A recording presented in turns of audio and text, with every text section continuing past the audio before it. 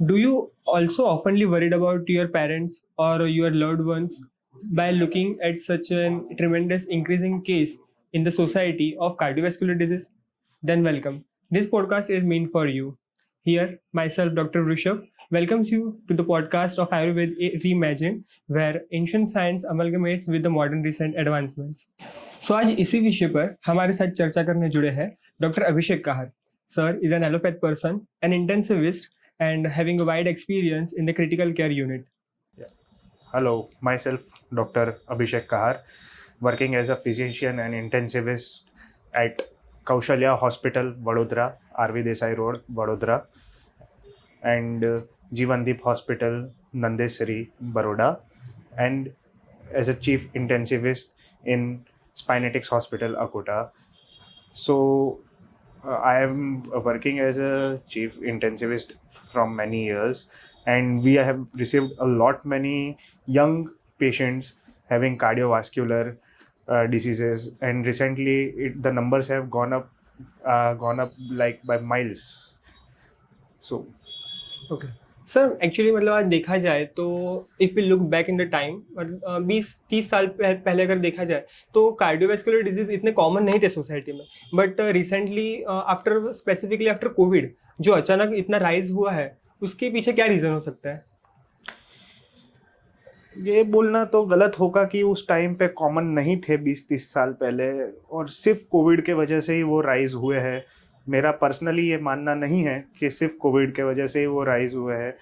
20-30 साल पहले rate of diagnosis भी कम था जितने डायग्नोस होना चाहिए थे. अवेयरनेस भी कम थी लोगों को. इक्विपमेंट्स भी इतने एडवांस नहीं थे कि वो डायग्नोस कर सके 30 साल पहले. तो कभी कभार डेथ हो जाती थी तो we would not know the reason. हाँ, कोविड के बाद अपन को नंबर्स में जैसे आप देख रहे हैं, जैसे हर किसी ने देखा होगा कि 2019 के बाद 2021 में, 2023 में, 2025 में एक्सपोनेंशियल नंबर्स में ग्रोथ है of cardiovascular diseases specifically in young people. तो एक कारण कोविड के बाद हो सकता है generalised inflammation.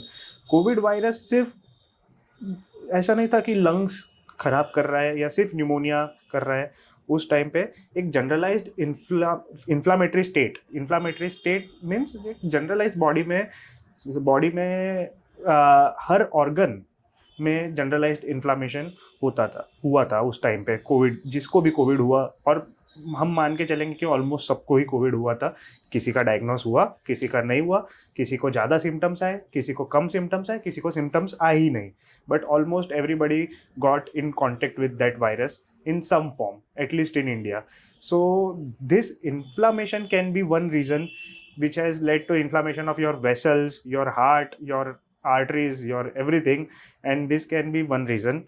Apart from that, अभी वैक्सीन का जो टॉपिक है कि लोगों ने बोला कि वैक्सीन लगाने की वजह से ऐसा हुआ है, that is a controversial topic. कि भाई उसमें वैक्सीन की कंपनी वालों ने क्लियरली मेंशन किया है कि there is nothing as such. But कहीं पर ये भी मेंशन किया गया है कोई रिसर्च में कि इंसिडेंस ऑफ क्लॉटिंग डिसऑर्डर्स बढ़ गए, कोगुलोपैथी बढ़ गई, हार्ट डिसऑर्डर्स बढ़ गए. But that is a controversial topic. तो उस पर इतना फोकस नहीं करेंगे. सिर्फ इन जनरलाइज्ड कोविड के, सिर्फ covid itself has a capacity to cause inflammation and heart diseases. पर और ऐसे कौन से डिजीज है जो आपने अब तक आपके प्रैक्टिस में ज़्यादा देखे हो, जो कोरोनरी आर्टरीज या फिर सीवीएस से रिलेटेड हो? सबसे ज़्यादा केसेस इसमें हार्ट अटैक के ही है, जिसको हम हमारे लैंग्वेज में मायोकार्डियल इन्फाक्शन बोलेंगे. सबसे ज़्यादा केसेस मायोकार्डियल इन्फाक्शन के ही आते हैं हार्ट से रिलेटेड. और अभी जैसे बहुत सारे इंस्टाग्राम पे वीडियोस आपने देखे रहेंगे कि सडनली आदमी मर गया. तो पहली बात तो लोगों को एक हार्ट अटैक और एक कार्डियक अरेस्ट में डिफरेंशिएट करना आना चाहिए. ओके. हार्ट अटैक में आपको सीपीआर नहीं देना है उसी टाइम पे. इंसान अगर चल बोल रहा है, सिर्फ बोल रहा है कि मेरे को छाती में दर्द हो रहा है, छाती में दर्द हो रहा है और दूसरे सिम्टम्स है हार्ट अटैक के, जो अपन आगे फर्दर डिस्कस करेंगे सारे सिम्टम्स, बट उसमें आपको सीपीआर नहीं देना है। हाँ, जब वो हार्ट अटैक के वजह से कार्डियक अरेस्ट हो सकता है, बट सिर्फ हार्ट अटैक एक कारण नहीं होता है कार्डियक अरेस्ट का। कार्डियक अरेस्ट के बहुत सारे कारण होते हैं, और जब आदमी कार्डियक अरेस्ट में रहता है तभी आपको सीपीआर देना है उसको, और रिवाइव करने की कोशिश करनी है उसको। और एक अभी जो कॉमन जो चीज़ है, एक अनडायग्नोज्ड चीज रहती है जिसके वजह से सडन डेथ होती है, जिसको बोलते हैं हम SCD, sudden cardiac death. SCD, sudden cardiac death, उसका एक कारण रहता है HOCM, हाइपरट्रोपिक ऑब्स्ट्रक्टिव कार्डियोमायोपैथी। तो इट्स अ अनडायग्नोज्ड चीज, जब तक आप 2D को नहीं कराओगे तब तक HOCM का पता नहीं चलेगा, और वो कभी कभार वो सडनली जो इलेक्ट्रिकल फंक्शन ऑफ हार्ट रहता है उस पर इफेक्ट करता है। इलेक्ट्रिकल फंक्शन ऑफ हार्ट की वजह से आपको एक एरिथमिया होता है हार्ट में, आपका जो इलेक्ट्रिकल रिदम रहता है, नॉर्मल इलेक्ट्रिकल रिदम, वो डिस्टर्ब हो जाता है और आप सडनली आप अरेस्ट हो जाते हो और you die. So that is a very common things nowadays. जो फोटो आते हैं कि एक यंग लड़का या लड़की का कुछ हो रहा है थोड़े से स्ट्रेस में, या तो चलते चलते या बैठे बैठे सडन डेथ हो गया, तो ज़रूरी नहीं है कि वो हार्ट अटैक ही हो सकता है हार्ट अटैक हो, ये नहीं बोलूंगा कि हार्ट अटैक नहीं हो, पर जरूरी नहीं है कि सिर्फ हार्ट अटैक हो, HOCM भी वो हो सकता है। ओके सर, लेमैन के लिए अगर देखा जाए तो ऐसे कौन से पॉइंट्स हैं जिससे वो मायोकार्डियल इन्फेक्शन और हार्ट अटैक में डिफरेंशिएट कर पाए? हार्ट अटैक और मायोकार्डियल इन्फेक्शन एक ही चीज है, कार्डियक अरेस्ट और हार्ट अटैक में डिफरेंशिएट कर पाए। यस, मतलब ऐसी कौन सी कंडीशन है जिसमें सीपीआर इंडिकेटेड है, मतलब सीपीआर दे सके इंसान? हाँ, क्या पॉइंट्स देखने की जरूरत है? हाँ, तो सबसे पहले आपको सीपीआर देना, सबसे उसका रहता है बेसिक लाइफ सपोर्ट की जो ट्रेनिंग लेती है। मेरा मानना है कि हर एक हेल्थ केयर प्रोवाइडर और इवन नॉर्मल लोगों को भी BLS जो बोलते हैं, बेसिक लाइफ सपोर्ट ट्रेनिंग, वो लेनी चाहिए। सो उसमें बेसिक यही रहता है कि पहले आपको रिस्पॉन्सिवनेस चेक करना है पेशेंट को हिला के कि रिस्पॉन्सिव नहीं है। फिर ब्रेथ टेस्ट करना है कि अगर आप ब्रेथ टेस्ट में क्या आपको रखना है, उंगली देखना कि आपको सांस आ रही है या नहीं। कोशिश करना है कैरोटिड पल्स फील करने का, अगर कैरोटिड पल्सेशन फील हो रही है या नहीं। अगर ये 3 चीज़ नहीं है तो फिर आपको सीपीआर देना है, इररिस्पेक्टिव ऑफ द कंडीशन चालू कर देना है। ओके और ये सारी अगर प्रेजेंट हो देन पेशेंट को मतलब किस टाइप की ट्रीटमेंट प्रोवाइड करनी है? तो फिर आपको ट्रीटमेंट उधर कुछ प्रोवाइड नहीं करनी है, आपको तुरंत ICU में शिफ्ट करना है। उसमें मतलब उधर नहीं हो पाएगा ट्रीटमेंट प्रोवाइड। फिर आपको फिर there is a wide range कि भाई उनको क्या हम ICU में कर सकते हैं, उनको BP कितना है, ब्लड प्रेशर कितना है, ECG में क्या रिदम है, आयोनोट्रोप सपोर्ट लगाना है या उनको उधर से वेंटिलेटर पर डालना है, वो सब फिर हमको जज करना पड़ेगा। That is a part of advanced life support ACL। मतलब अगर ये जो 3 सिम्टम्स आपने बताए अगर वो ना हो तो मतलब इतनी भी लाइफ थ्रेटनिंग कंडीशन खड़ी नहीं हो सकती ऐसा? मतलब हम लोग पेशेंट को मोबाइलाइज कर सकते हैं हॉस्पिटल तक एटलीस्ट? नहीं, आप एक बात समझिए, लाइफ थ्रेटनिंग मीन्स CPR आपको तभी देना है जब आप ऑलरेडी आपका हार्ट स्टॉप हो चुका है। उसका मतलब है कि आपका हार्ट स्टॉप हो चुका है, मतलब वो लाइफ थ्रेटनिंग नहीं, वो लाइफ एंडिंग ही है, वो लाइफ एंडिंग कंडीशन ही है, लाइफ थ्रेटनिंग नहीं है वो। सो तभी आपको CPR देना है। बाकी कोई भी फॉर्म में आपको nearby hospital emergency room में तुरंत शिफ्ट करना है, वहाँ से the people like me intensivists will take over. और सर आपने आपके प्रैक्टिस में ऐसे कौन से कॉजेज देखे हैं जिसकी वजह से कार्डियोवैस्कुलर डिसीज ज़्यादा पाए जाते हैं? कार्डियोवास्कुलर डिसीजेज कॉमन कॉजेज, सबसे जो नंबर 1 कॉज रहता है वो जेनेटिक्स रहता है। सबसे पहला कॉज, अगर आपके फादर, आपके मदर के फादर के किसी को भी रिलेटिव, आपके ब्लड रिलेटिव्स में किसी को भी अगर है, तो आप already you are at a risk of having coronary artery disease. उसके अलावा आपकी lifestyle, it's also a lifestyle disease. So lifestyle में जो रहेगा सबसे इम्पोर्टेंट आपका diet, sedentary lifestyle, sleep cycle, and बहुत अंडररेटेड कॉज है पर बहुत मेजर कॉज है वो है मेंटल हेल्थ। ये 4 कॉज, एक poor mental health, stressful life will always lead to a coronary artery disease, ये मेरा मानना है। So better to avoid this. फिर आती है दूसरी कैटेगरी, वो है smoking and alcohol. Alcohol in moderation मेरे हिसाब से इतना ज़्यादा ट्रबल नहीं करता है। कोरोनरी आर्टरी डिसीज में वो दूसरी सब प्रॉब्लम करता है। बट कोरोनरी आर्टरी डिसीज में इतना बड़ा रोल नहीं है उसका alcohol in moderation, but smoking is the main cause. अगर कोई यंग मेल जो हार्ट अटैक लेके आता है तो 8 out of 10 times he is a smoker, इतना याद रखना। ओके सर, मतलब आप डिटेल में ज़रा बता सकते हो कि मतलब स्मोकिंग किस तरह से डिजीज क्रिएट करेगा? स्मोकिंग बेसिकली स्मोक जो रहता है उसके अंदर कार्बन मोनोऑक्साइड रहता है। आपको फिर हर्बल सिगरेट पियो, आप वेप पियो, या आप या फिर जो भी है कैनाबिस का आप कैनाबिस स्मोक करो।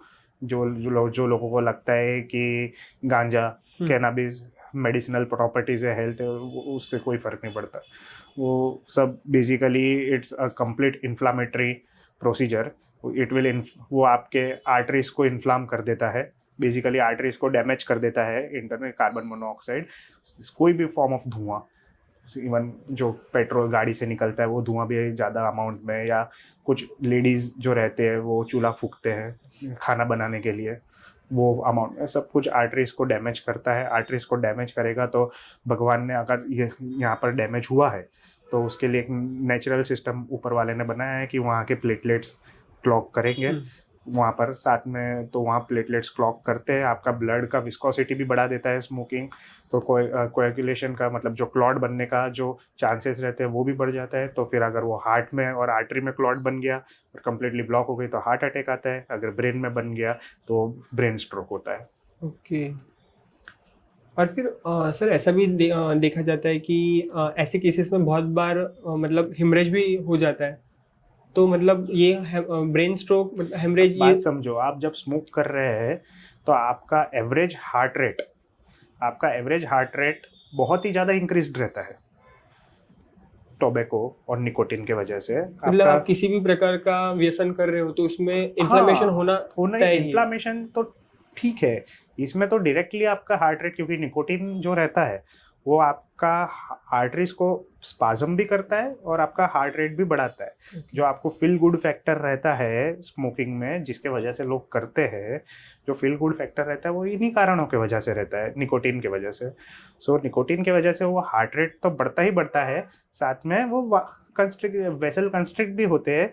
हार्ट रेट आपका बढ़ रहा है तो साथ में ब्लड प्रेशर भी आपका शूट होता है, और ऐसा टाइम पे हेमरेज होने का भी वायबिलिटी ज़्यादा रहती है, चांसेस ज़्यादा। ओके।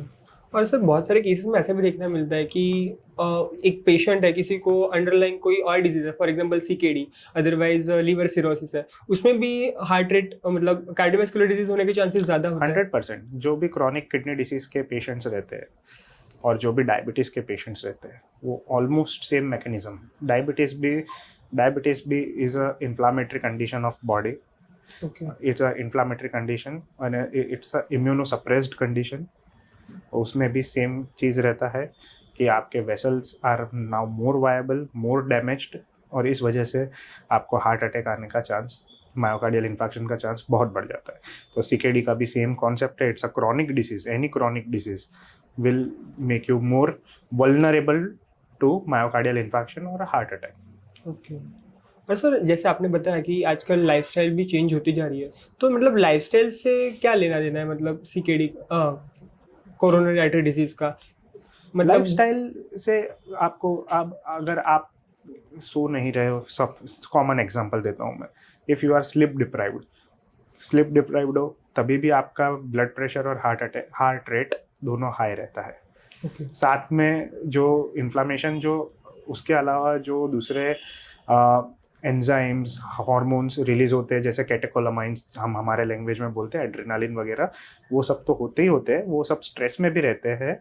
वो सेम मैकेनिज्म स्ट्रेस में भी रहती है कि जो आपका बेसल हार्ट रेट है वो हमेशा बढ़ा हुआ, सेम चीज़ रहेगी अल्कोहल में, आपका जो बेसल हार्ट रेट है वो सब बढ़ा हुआ रहेगा उस टाइम पे। So you are vulnerable to any cardiac event, not only heart attack, कोई भी कार्डियक इवेंट के लिए आप वल्नरेबल रहते हो उस टाइम पे। और साथ में लाइफस्टाइल में डाइट तो आ ही जाता है, तो वो तो जग जाहिर है कि कोलेस्ट्रॉल बढ़ेगा। अभी ठीक है, वो कोलेस्ट्रॉल बढ़ेगा, अभी कोलेस्ट्रॉल डिपॉजिट होगा, और वो तो जो मैकेनिज्म है, कोलेस्ट्रॉल आप खा रहे हो, अगर आप कार्बोहाइड्रेट रिच और फैटी एसिड रिच डाइट ले रहे हो तो फिर वो तो होना ही होना है, और वो तो जग जाहिर है, उसके लिए अब मेडिकेशंस भी है। बट ये जो चीज़ें हैं जो लोगों को नहीं पता है वो बताना ज़रूरी है कि ये स्ट्रेस, स्लीप, मेंटल हेल्थ कैसे इफेक्ट करती है और स्मोकिंग कैसे इफेक्ट करता है।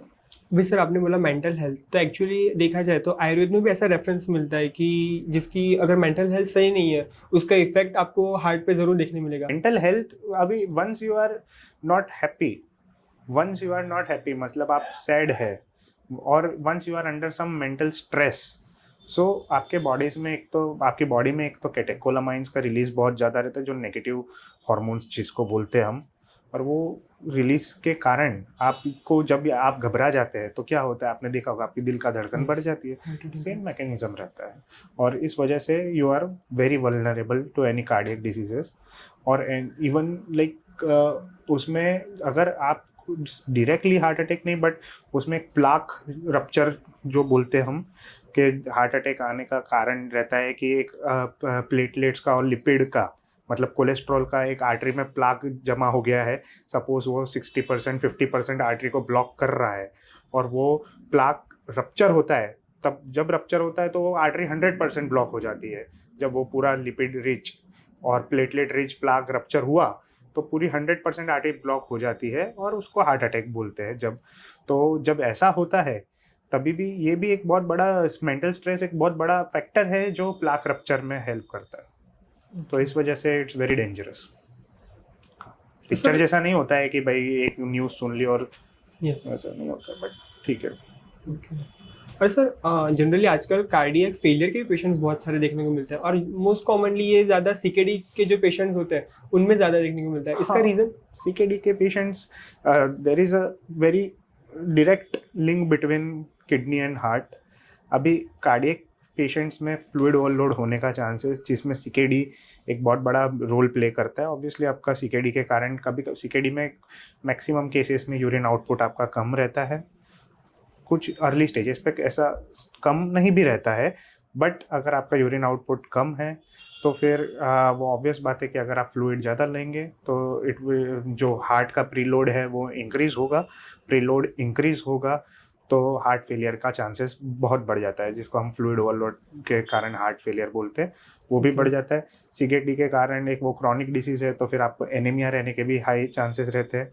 एनीमिया रहने के हाई चांसेस रहते हैं तो एनीमिया जो रहता है मतलब आपका अगर हीमोग्लोबिन बहुत कम है तो भी हार्ट फेलियर के चांसेस बढ़ जाते हैं, जिसको हम बोलते हैं high cardiac output heart failure. Anaemia related रहता है उसको बोलते हैं हम high cardiac output heart failure. Okay, मतलब एनीमिया की वजह से भी हार्ट अटैक आ सकता है? हार्ट अटैक से या फिर ज़्यादा बॉडी हार्ट प्रोन रह फेलियर। सकती है? ओके, हार्ट फेलियर हो सकता है। हाँ, जिसको हम बोलते हैं कंजेस्टिव कार्डियक फेलियर CCF या एक्यूट लेफ्ट वेंट्रिकुलर फेलियर, उसका चांसेस बहुत हाई रहता है। तो सर ये कंडीशन भी लाइफ थ्रेटनिंग होती है? बिल्कुल लाइफ थ्रेटनिंग होती है, क्योंकि उस हार्ट फेलियर के वजह से आप कार्डियक या रेस्पिरेटरी अरेस्ट में जा सकते हैं। ओके, तो सर इसके प्राइमरी बेसिस पे क्या ट्रीटमेंट कर सकते हैं? प्राइमरी मतलब हाँ, तो सर मतलब फॉर एग्जांपल किसी को पेडल एडिमा है या डिस्पनिया जस्ट स्टार्ट हुआ है, जनरली ऐसे केसेस में रात को डिस्पनिया होना ये ज़्यादा पाया जाता है, तो ऐसे इसमें कंडीशन में हम लोग कुछ होम रेमेडीज कर सकते हैं या फिर तुरंत उसको हॉस्पिटलाइज करने की ज़रूरत होती है? हॉस्पिटलाइज नहीं, बट एक कार्डियोलॉजिस्ट या एक MD फिजिशियन से आपको कंसल्ट करना ज़रूरी हो जाता है okay. उस टाइम पे, क्योंकि फिर हम कुछ ऐसी गोली देंगे, डायोरेटिक्स रहती है जो हार्ट फेलियर में कंपलसरी देना पड़ता है, बट अब वही है कि डायोरेटिक्स के खुद के साइड इफ़ेक्ट है, वो खुद किडनी पर भी इफ़ेक्ट करती है डायोरेटिक्स, तो इस वजह से आपको खुद घर पे कुछ नहीं लेना है, आपको आपके कार्डियोलॉजिस्ट या फिजिशियन से बात करके ही लेना है। okay. और सर GIT इश्यूज होते हैं तो इनका कुछ डायरेक्ट रिलेशन है? एज सच डायरेक्ट रिलेशन तो नहीं है, बट हाँ ये बोल सकते हैं कि अगर आपकी गट हेल्थ अच्छी नहीं है तो ऑब्वियसली आपका न्यूट्रिशनल एब्जॉर्प्शन बहुत हैम्पर्ड रहेगा, प्रोटीन डेफिशिएंसी रहेगी, आपके बॉडी में प्रोटीन डेफिशिएंसी रहेगी, और आपका कार्बोहाइड्रेट रिच डाइट है ही इंडिया की, सो इस वजह से आपके बॉडी में मीन्स कार्बोहाइड्रेट का एज अ न्यूट्रिशन कार्बोहाइड्रेट का ज़्यादा अगर मात्रा रहेगी तो any which way it will effect your heart health. Okay sir, मतलब अगर मुझे अब तक लगता है कि शायद मुझे हेल्थ चेकअप करवाना चाहिए हार्ट के लिए स्पेसिफिकली, तो मतलब इज इट सेफ, और कि जब तक सिम्टम्स नहीं आते तब तक हम राह देख सकते हैं? नहीं, आई बिलीव के 30 इयर्स के बाद हर किसी इंडियन को हेल्थ चेकअप करना ही चाहिए, है ना। वैसे भी Indians are more prone to heart diseases compare to the western world. Not only Indians, whole south Asian population is south east Asia का जो population, south Asian population is prone. So हर किसी को 30 इयर्स के बाद, जो specifically smokers है या अनहेल्दी लाइफस्टाइल कंज्यूम कर रहे हैं, उनको हेल्थ चेकअप तो करा ही लेना चाहिए। और जो बेसिक हेल्थ चेकअप है, एटलीस्ट ईसीजी, एक 2D को बेसलाइन, और जो बेसिक ब्लड रिपोर्ट्स है, लिपिड प्रोफाइल वगैरह, वो तो करा ही लेनी चाहिए। तो सर ऐसे कौन से सिम्टम्स है कि जो देखने पे हमें कंसल्ट करवाना चाहिए, या फिर कुछ अलार्मिंग साइंस है? अलार्मिंग साइंस हार्ट अटैक के लिए तो बहुत ही सिंपल है कि आपको एग्जैक्ट चेस्ट पेन रहेगा, रेट्रोस्टर्नल, ना इधर ना उधर, एग्जैक्ट बीच में, उसको रेट्रोस्टर्नल, और वो हमेशा रेडिएट करेगा, मोस्ट 90% केसेस में रेडिएटिंग टू जॉ, या तो फिर left arm, left ulnar border पे रेडिएट करेगा वो। साथ में स्वेटिंग, पर्स्पिरेशन हो सकता है आपको, एक फीलिंग ऑफ इम्पेंडिंग डूम, मतलब कि अब कुछ होने वाला है, ये फीलिंग भी एक रह सकती है। उसके अलावा आपको सांस लेने में तकलीफ होगी। अगर हार्ट फेलियर है तो आप जैसे ही सुपाइन पोजीशन में सीधे सोने की कोशिश करोगे, तभी भी आपको सांस लेने में तकलीफ होगी। और साथ में आप अगर अर्ली स्टेज है, हार्ट फेलियर का अर्ली स्टेज है, या 80-70-80% ब्लॉकेज है आपके, 80-90% ब्लॉकेज है, और वो ऐसा स्टेज है जब, तो फिर आप चलोगे, लॉन्ग डिस्टेंसेस चलोगे, एक्सरसाइज करोगे, कोई मेहनत वाला काम करोगे, वेट लिफ्टिंग करोगे, स्टेयर्स चढ़ोगे, तब सांस लेने में दिक्कत होगी, या तो चेस्ट पेन होगा। तो ये this all are very alarming signs. Okay, तो मतलब इसके लिए कोई इन्वेस्टिगेशन स्पेसिफिक? हाँ, मैंने बताया ना, ECG, 2D echo, and other blood reports like troponin and pro BNP है, लिपिड प्रोफाइल है, वो सब करवाना है। पर 2 बेसिक तो करने ही है, 2D echo and ECG. Okay. हाँ, अब अगर आप टीयर 1 या टीयर 2 सिटी में रह रहे हैं, और आपकी सिटी में फैसिलिटी अवेलेबल है, और if you are financially okay with it, तो फिर एक आता है सिटी कोरोनरी एंजियोग्राफी, जिसमें जो non invasive form of angiography है, उसमें सिर्फ एक डाई डाल के सिंपल जैसे सीटी स्कैन होता है, वैसा वो 10 मिनट का प्रोसीजर रहता है। ओके। उसमें पर कंपलसरी आपको 128 स्लाइस सीटी स्कैन चाहिए। बहुत बार सर पेशेंट ऐसे भी कंप्लेन करता है कि मेरे को चेस्ट पेन हो रहा है, but many times it is acidity और any other type of pain, तो इसको कैसे डिफरेंशिएट करें? रेडिएटिंग पेन है, अगर अगर रेडिएटिंग पेन है और स्वेटिंग साथ में, और दूसरे सारे सिम्टम्स उसके साथ में अगर अटैच्ड है, ब्रेथलेसनेस वगैरह, तो फिर आप मान के चलो कि वो कार्डियक रिलेटेड है। और अगर सिर्फ सिंपली बर्निंग पेन है, सिर्फ जलन हो रही है, जो कि नॉर्मल पानी पीने से भी थोड़ी कम हो रही है, या फिर थोड़े टाइम में चली जा रही है, या एसिडिटी की दवा लेने से ठीक हो रही है, तो फिर वो सिर्फ अपने गैस्ट्रिक इशू है। ओके। सो 3 गोली हमेशा रखनी चाहिए, डिस्प्रिन, इकोस्प्रिन, डिस्प्रिन जो एस्पिरिन रहती है 325 mg, क्लोपिटैब या क्लोपिडोग्रिल नाम से गोली आती है, वो 75 mg या 150 mg की मिल जाती है, तो वो आपको 300 mg टोटल लेना है। और एटोरवास्टेटिन 80 mg, ये 3 गोली आपको इमरजेंसी में ले लेनी है, और तुरंत जहाँ नियर बाय हॉस्पिटल पे आपको तुरंत जाना है, प्रिफरेबली वहाँ पर जहाँ पर आपका एंजियोग्राफी, एंजियोप्लास्टी मतलब कैथ लैब फैसिलिटी है। ओके। और फिर सर पेशेंट हॉस्पिटलाइज होने के बाद उसके आगे हम लोग क्या ट्रीटमेंट करते हैं? नहीं, वो एक डिपेंड करता है कि हार्ट अटैक कैसा था, मतलब कितना सीवियर उनका आपने डैमेज किया है, कितने टाइम में उनका एंजियोग्राफी हो गया है। सबसे इम्पॉर्टेंट रहता है कि जितना जल्दी हो सके, विद इन 1 आवर अगर एंजियोग्राफी, एंजियोप्लास्टी हो जाता है, तो फिर सिंपली एंजियोग्राफी, एंजियोप्लास्टी करने के बाद में ओरल मेडिकेशन पे आपको 2 दिन बाद घर पे डिस्चार्ज कर दिया जाएगा। 1 दिन आईसीयू स्टे रहता है, 1 दिन रूम स्टे रहता है, 3rd डे आपको घर पे भेज दिया जाता है। और आपको लाइफ लॉन्ग वो ब्लड पतला करने की जो बोलते हैं, एंटी प्लेटलेट्स जो बोलते हैं, ब्लड थी प्लेटलेट्स लेनी पड़ती है। Okay. Life long anti platelets लेनी पड़ती है उनको। और उसके साथ अगर हार्ट फेलियर का भी कंपोनेंट है, क्योंकि हार्ट अटैक के कारण हार्ट फेलियर हो सकता है, तो उनके लिए अलग से हम हार्ट फेलियर की भी ट्रीटमेंट देते हैं, डायरेटिक्स और all other medications. Okay. So many times I've seen consultants saying that कि इनको माइनर अटैक आया है या फिर मेजर अटैक आया है, तो ये मतलब किस पे डिफरेंशिएट करता है? नहीं, अटैक कोई मेजर या माइनर नहीं रहता है, सब अटैक मेजर ही रहते हैं। अटैक आया है इसका मतलब वो मेजर ही है।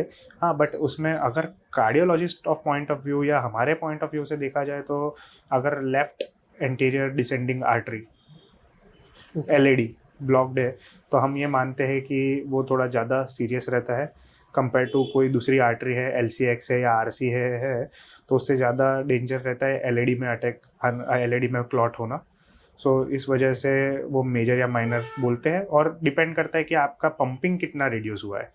जो इजेक्शन फ्रैक्शन रहता है हार्ट का वो उससे कितना अटैक के कारण इनिशियली तो रहेगा रिड्यूस, पर बाद में वो नॉर्मलाइज हो जाता है अगर आपने सही टाइम पे एंजियोग्राफी प्लास्टी हो जाती है आपकी या आपको थ्रोम्बोलाइज सही टाइम पे कर दिया जाता है तो। ओके सर, बेसिक इन्वेस्टिगेशंस में जनरली आजकल 2D echo, 2D echo, ECG, troponin I, okay, 3 test compulsory है। तो मतलब इसमें क्या चेंजेस देखने को मिलता है? फॉर 2D इको के अंदर आपको RWMA नाम से एक वर्ड देखने को मिलेगा, that is regional wall motion abnormality. एक मोशन, एक जो वॉल पे अटैक आया है वो वॉल हिलना कम हो जाती है या बंद हो जाती है उस टाइम पे, तो आपको 2D इको में वो देखने को मिलेगा। ईसीजी में तो ऑब्वियस चेंजेस है, आइदर एसटी एलिवेशन और एसटी डिप्रेशन आपको देखने को मिलेंगे।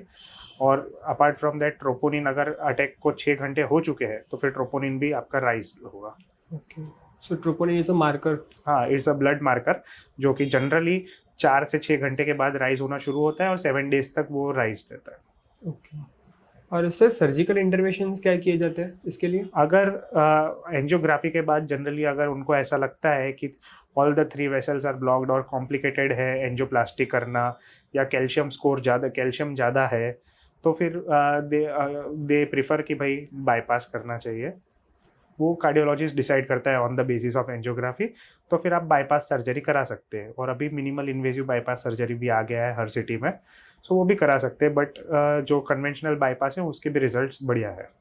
सर अगर लेमैन को बाईपास समझना हो तो मतलब एक्चुअल तो क्या जहाँ होता है? पर से जहाँ जितना आपका आर्टरी में ब्लॉकेज हुआ है, जितनी जितनी आर्टरीज में ब्लॉकेज है, बाईपास तभी जनरली करते जब एक से ज़्यादा आर्टरी में ब्लॉक हो, यानी उसको हम ट्रिपल वेसल डिसीज बोलते हैं या डबल वेसल डिसीज बोलते हैं। ट्रिपल वेसल या डबल वेसल डिसीज है तो जितना ब्लॉकेज है उससे वो जगह को बाईपास करके हमारी बॉडी की दूसरी आर्टरीज जैसे कि लेफ्ट उनको लीमा और रीमा बोलते हैं, लेफ्ट इंटरनल मेमोरी आर्टरी, वो उसका ग्राफ्ट वहाँ पर डाल देते हैं तो बाईपास हो जाता है और आपका हार्ट को ब्लड पहुँचने में तकलीफ नहीं होती है।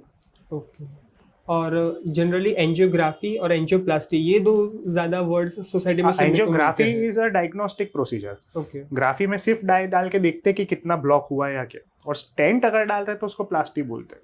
ओके, अगर स्टेंट डाल रहे हैं या फिर बलून कर रहे हैं तो फिर वो एंजियोप्लास्टी में गिनाया जाता है। तो ग्राफी ये- is only a diagnostic procedure. तो सर ये बलून डालना और स्टैंड डालना इज इट सेम और नहीं, वो डिफरेंट प्रोसीजर? नहीं, अगर बलून, या तो आप सिंपली बलून करके, बलून तो आपको करना ही पड़ता है, आप स्टैंड डाल रहे हो या नहीं डाल रहे हो, तो बलून तो आप करते हो, उससे बलून करके आप फुलाते हो तो उससे आपका ब्लॉकेज ओपन हो जाता है।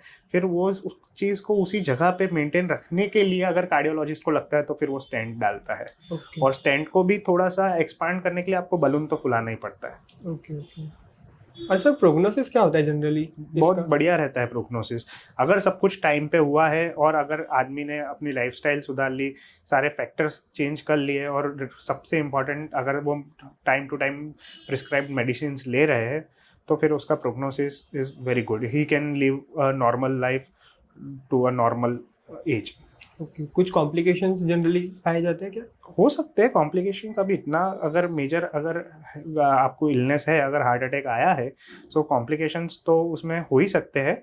कॉम्प्लिकेशन, सबसे बड़ा कॉम्प्लिकेशन तो सडन डेथ ही रहता है। उसके बाद में अगर स्टेंट डाला है तो स्टेंट में अब 1% देयर इज अ चांस कि वो उधर ही के उधर क्लॉट, स्टेंट की वजह से क्लॉट हो जाए, क्योंकि वो एक फॉरेन ऑब्जेक्ट है, वो क्लॉट हो जाए और उधर वो with in 24 hours highest chance रहता है। अगर वो उसको बोलते हैं हम स्टेंट थ्रोम्बोसिस, अगर स्टेंट थ्रोम्बोसिस हो गया तो फिर वो हाई चांसेस रहते हैं कि उसमें से डेथ हो सकती है पेशेंट की। एक सबसे ज़्यादा एक 24 घंटे में उसका चांसेस रहता है, फिर 1 महीने में ज़्यादा चांसेस रहते हैं, 3 महीने और 9 महीने। 9 महीने के बाद उसके चांसेस बहुत ही कम हो जाते हैं। 9 महीने के बाद होते हैं लोगों को 2-2 साल के बाद भी स्टेंट थ्रोम्बस हुए हैं, बट उसके चांसेस बहुत कम रहते हैं। अब लेट स्टेज में वो स्टेंट रीस्टेनोसिस के चांसेस बढ़ जाते हैं। जैसे अगर वो बेयर मेटल स्टेंट डालते हैं तो उस पर ही हमारा आर्टरी का टिश्यू रीग्रोथ होने के बाद, टिश्यू रीग्रोथ होने की वजह से वो स्टेंट बंद हो जाता है। पर अब जो न्यू स्टेंट्स आए वो ड्रग इल्यूटिंग स्टेंट्स है सारे, जो न्यू स्टेंट्स है वो ड्रग इल्यूटिंग स्टेंट्स है, उसमें ऑलरेडी एक ड्रग रहती है जिसकी वजह से रीस्टेनोसिस प्रिवेंट होता है। ओके, तो ये अभी का रिसेंट एडवांसमेंट है क्या? हाँ, अभी ये काफ़ी साल हो गए, 10 साल के ऊपर हो गए ड्रग इल्यूटिंग स्टेंट्स को भी इंट्रोड्यूस हुए इंडिया में भी।